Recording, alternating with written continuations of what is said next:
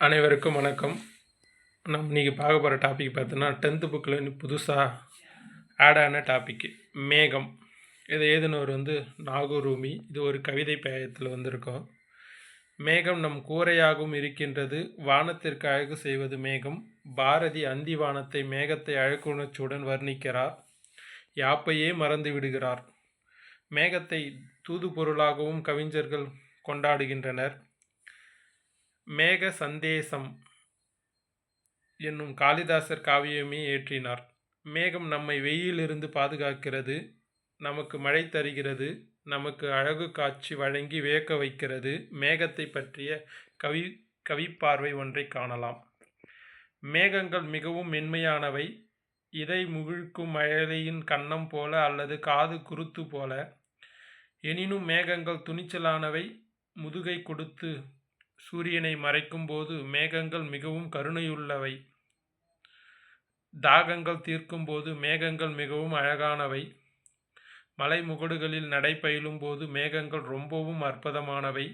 தண்ணீரும் இல்லாமல் தன்னுயிரும் போகாமல் வான்வெளியில் மிதந்து செல்லும் போது மேகங்கள் மிகவும் மென்மையானவை. நாகூர்.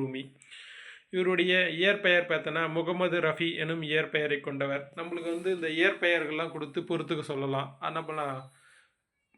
ஆனால் இப்போ டைமில் நம்மளுக்கு நாகூர் அப்படின்னா அவருடைய இயற்பெயர் தெரிஞ்சு வச்சுருக்கணும். முகமது ரஃபி. இவர் தஞ்சாவூர் மாவட்டத்தை சார்ந்தவர். 80களில் கணையாழி இதழ்களில் எழுத தொடங்கியவர்.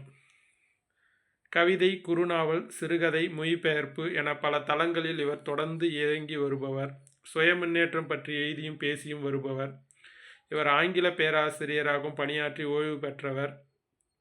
இவரது நதியின் கால்கள், ஏழாவது சுவை, சொல்லாத சொல் 3 கவிதை தொகுதிகள் வெளியாகியுள்ளன.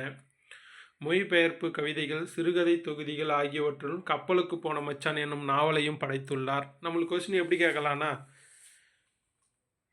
நாகூருடைய இயற்பெயர் நான் கேட்கலாம். அதுக்கப்புறம் கணையாழிகளில் எழுத தொடங்கியவர் கீழ்கண்ட நபர் யாருன்னு கேட்கலாம். சுய முன்னேற்றம் பற்றி எழுதியும் பேசியும் வருபவர் யாருன்னு கேட்கலாம்.